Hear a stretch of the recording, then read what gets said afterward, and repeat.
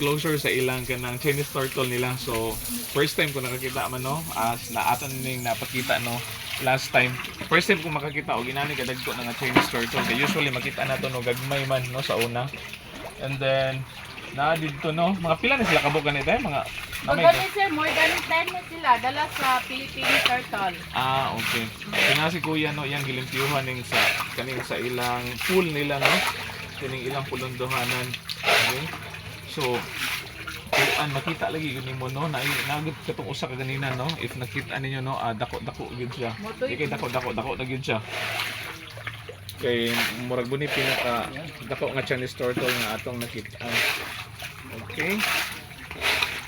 So ana, so makita ninyo no nga ang mga animals diri no kanang atimado din sa kaayo, okay? Dili lang sa food kundi sa ila pong kuan kanang maintenance nila no sa ilang enclosure ana. So kita-kita ta sa uban no for updates.